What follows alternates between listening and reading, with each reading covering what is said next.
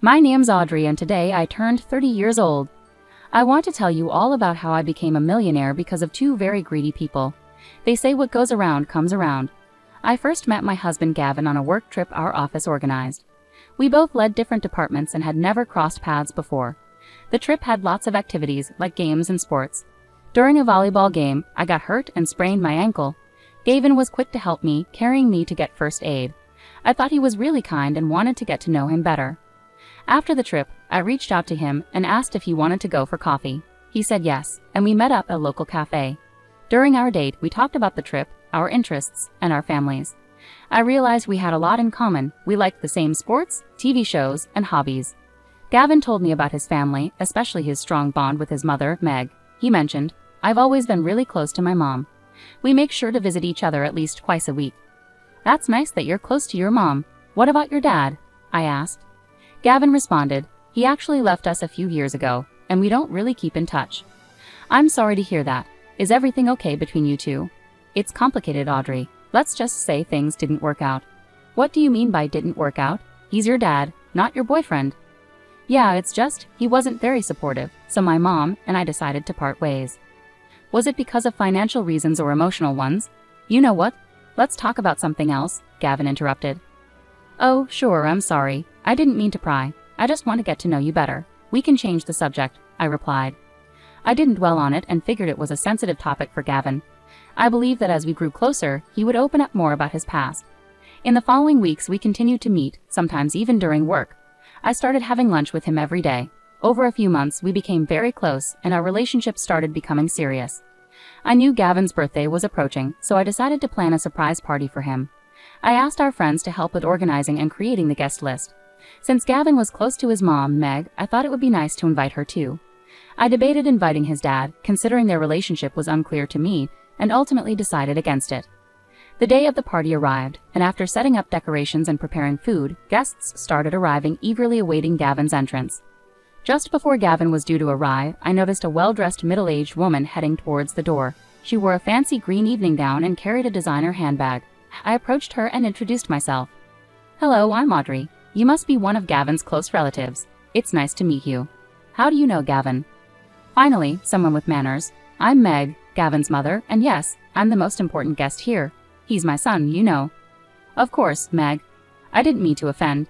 Gavin speaks so highly of you. Please come in and make yourself comfortable." "Well, I should hope so. I practically raised him all by myself. I hope you've done a decent job planning this party." "I've put in a lot of effort, and our friends have been a great help too. I hope you enjoy it," I replied calmly. "We'll see about that. Just make sure you don't interfere with my time with Gavin. He's my son, after all," Meg retorted sharply. "Of course, Meg. I wouldn't want to come between you two. Gavin values his relationship with you, and I completely understand that," I reassured her. Despite my efforts to appease her, Meg didn't seem impressed. She started loudly criticizing the decorations and began insulting some of the other guests at the party. Despite Meg's behavior, I remained composed and continued to show her hospitality, hoping she would eventually approve of me. When I heard Gavin's car approaching, I went outside to greet him. The surprise party went smoothly, and Gavin was genuinely happy with the effort I had put in. We enjoyed cutting the cake and exchanging gifts. During the party, Meg insisted on being next to Gavin in all the photos, even those with just Gavin and me. She also boasted that her gift was the best and confidently predicted Gavin would love it. I was surprised when Gavin didn't intervene or stop Meg's behavior. Instead, he accommodated all her requests and ensured she was always by his side. When it was time for dinner, everyone took their seats at the dining table.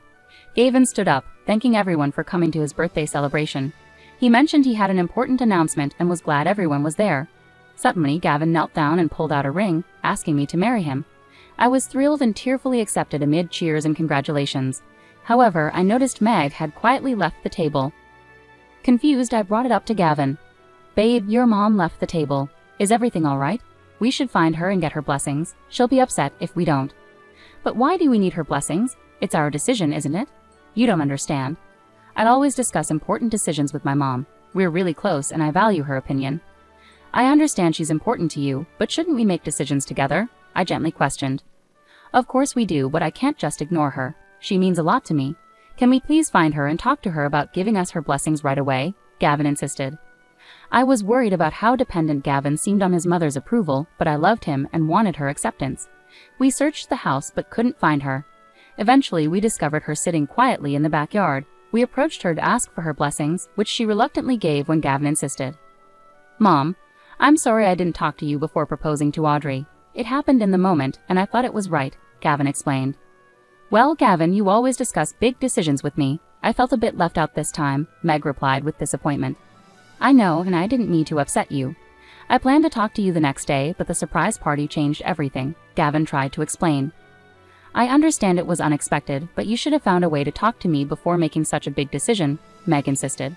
"You're right, Mom. I should have found a way. I got carried away with the excitement, and Audrey has been incredibly supportive. I wanted to show her how much she means to me. I can see how much you care for her, Gavin. Just remember to keep me in the loop, especially for important decisions." "I promise, Mom. I'll do better at keeping you informed. You're a crucial part of my life, and I want you to be part of Audrey's and my journey together. That's all I ask, dear." Feeling uncomfortable overhearing their conversation, I decided to step away, though I knew I wasn't eavesdropping. As I turned to leave, just a few steps away, I couldn't help but hear Meg criticizing me. She said I wasn't good enough for Gavin and that I was only interested in him for his money, adding that I wasn't even beautiful enough. Despite her hurtful words, I chose to ignore them and carried on. Over the next few weeks, Gavin and I began planning our wedding. Meg didn't offer any help with the preparations but insisted on making decisions, like my wedding dress. When I expressed my desire to choose my own dress, she threw a fit. She also met with me several times to insist I pay more than half of the wedding costs, claiming I was lucky to marry Gavin and should contribute more financially. I didn't let these incidents affect me too much, hoping Meg would warm up to me after the wedding. Finally, on my wedding day, I was in my dressing room with my bridesmaids and mother, getting ready in my beautiful white gown. Everyone around me complimented how stunning I looked. I heard a knock at the door and was surprised to see Meg walk in wearing a white wedding dress. "Why are you wearing a wedding dress today?" I asked. "It's my son's wedding day, and it's the most important day for me," she replied. "I chose to wear this dress to emphasize my role as the mother of the groom. I understand it's a big day for you, but traditionally, the bride wears white. It might overshadow Audrey," I gently pointed out. "Well, that's not my concern. Gavin is my only son, and I deserve attention on this day too," Meg insisted. "Of course, Meg, but today is primarily about celebrating Audrey and Gavin's love and commitment. It's their special day," I calmly reasoned. "I understand that, but I'm making a statement.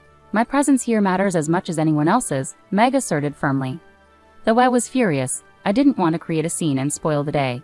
The ceremony proceeded smoothly, and we exchanged heartfelt vows and rings. It was an emotional moment, marking the culmination of our long-awaited journey together. During the wedding planning, I had asked Gavin to handle the guest list. I noticed his father wasn't included and asked him about it. "Gav, are you sure about not inviting your father?" I asked gently. "He abandoned us. He doesn't deserve to be part of such an important celebration," Gavin replied firmly. I wanted to persuade him otherwise, but I decided not to push the issue further to avoid upsetting him on our special day. The next few months after our wedding were filled with happiness. Gavin and I cherished every moment together and began planning to buy our own house. We had always dreamed of living together and decided that getting married was the first step toward that goal.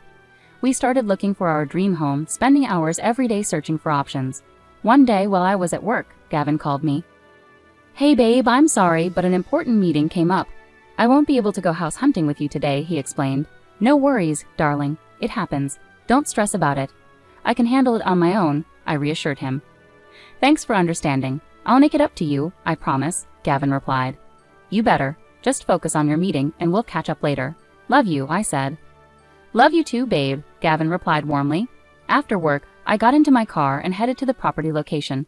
Looking at the details, I noticed it was a unit on the 10th floor of a building still under construction. When I arrived, I met with the realtor who mentioned another visitor had arrived under our name to view the property. Knowing Gavin was occupied, I was puzzled about who it could be. To my surprise, it was my mother-in-law waiting at the door, looking impatient. "Why are you here to see this property?" I asked her. "I wanted to make sure it's suitable for my son and that there's a place for me when I visit," she replied bluntly. I wasn't keen on Meg being involved, but to avoid upsetting Gavin, I let her join me. As we toured the house, Meg didn't hold back, criticizing the building's condition and dismissing the property as below her standards. By the end of the tour, I was frustrated and eager to leave. The realtor stepped away to take a call, warning us about the construction hazards. I started walking around and saw an incomplete staircase outside the house. Without noticing, Meg came up to me and suddenly kicked my right leg. I lost my balance and fell down the stairs. I couldn't move and felt soreness on my arms and head. When I looked up, I saw Meg smiling as if she had won something. Then she quickly turned and left. I was confused and unable to move for a few minutes. Eventually, I found my phone in my pocket and called for an ambulance, which arrived quickly. On the way to the hospital, I couldn't stop thinking about how Meg had tried to hurt me by pushing me down the stairs. I had always been kind to her since we met, so I felt sad and angry about her actions. At the hospital, they treated my injuries and I had to have some scans done. I tried calling Gavin several times, but he didn't answer. Eventually, the medication they gave me made me fall asleep. The next morning, I called Gavin again, and this time he answered. I told him everything that had happened between Meg and me. "You're making this up, Audrey. Are you seriously saying my own mother pushed you down the stairs?" Gavin exclaimed. "I'm not lying. I would never make something like this up. I fell because Meg kicked me. She intentionally hurt me," I replied, trying to stay calm. "You're just trying to defend yourself. My mom wouldn't hurt you for no reason," Gavin argued. "She accused you of being aggressive. I can't believe you're taking her side over mine. She pushed me down those stairs and now she's lying to protect herself. Please, stop defending her." I pleaded desperately. "I can't come to the hospital right now. Meg's in shock because of what you did, and I need to be with her," Gavin replied firmly. "You're choosing her over me after everything we've been through. You brought this on yourself. Maybe you deserve this for what you did," Gavin concluded coldly. Devastated, I started crying and ended the call. I felt lost and spent the next 2 days in grief and shock. Gradually, my injuries started to heal, and I regained my strength. My parents visited me and were shocked by the situation and Gavin's reaction. My father suggested looking into Gavin's father to uncover the truth, suspecting Gavin and Meg were hiding something. Following his advice, I hired a private investigator to locate Gavin's father, Neil, and contacted him. Initially confused about who I was, Neil eventually grasped the situation. "You know, I divorced Megan and left the house because she and Gavin were using me for my money. I'm the chairman of a big company, and Gavin wanted to steal from me," Neil revealed. "I had no idea. That's awful. I can't believe they would do something like that," I replied, shocked. "Yeah, it was a hard decision, but I couldn't let them take advantage of me anymore. I want you to know that those two are never up to any good," Neil warned. "Thank you for telling me, Neil. I believe you, and I'm grateful you're looking out for me," I expressed. "Now I have a plan to handle this situation. I need you to somehow get Gavin and Meg to visit you at the hospital tomorrow morning," Neil instructed. "Why do you want them to come here?" I asked, curious about his plan. "I need to confront them about their actions and protect you from any further harm. It's time they face the consequences of their greed," Neil explained firmly. "All right, I'll do my best to get them here, but please be careful. I don't want anything bad to happen to you," I cautioned.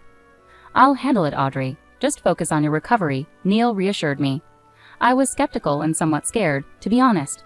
I didn't want to see either Meg or Gavin because I couldn't bear to face a man who trusted his mother over his own wife, and who hadn't bothered to check on me in the hospital.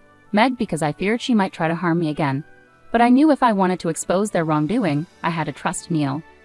I called Gavin and told him I had a special gift for him and Meg as an apology for what had happened. I said I wanted them to come to the hospital to receive it, emphasizing its value. Hearing this, Gavin and Meg eagerly agreed to visit me the next morning. The next morning, Neil arrived at the hospital with flowers. I greeted him warmly and expressed my gratitude for his support. Just as we finished talking, Gavin and Meg walked in. They both froze in surprise and stared at Neil sitting calmly in a chair. "Neil, what's going on? Why are you here?" Gavin demanded. "I couldn't stand by and watch you and Gavin manipulate Audrey any longer," Neil replied calmly. "Manipulate? We haven't done anything wrong. She's the one causing trouble," Meg interjected defensively. "That's not true. Audrey has been through a lot because of both of you. It's time to put an end to this," Neil asserted firmly. "Dad, you're messing everything up. Audrey and I love each other," Gavin protested. "I divorced your mother because of what you were doing. You were trying to take advantage of me and my company. I was simply trying to protect my own future," Neil explained. "Dad, you never supported me. You know that. I wouldn't have given you anything you asked for, yet you still tried to transfer my company into your name behind my back," Gavin argued. "I don't want Audrey to go through the same ordeal. I have something here to ensure that doesn't happen," Neil declared, handing Gavin some papers. "What are these?" Gavin asked. "Divorce papers. Gavin, so Audrey can finally be free from the toxic influence of both of you," Neil revealed calmly. Meg and Gavin were stunned. They started arguing loudly with Neil, pleading with him to reconsider.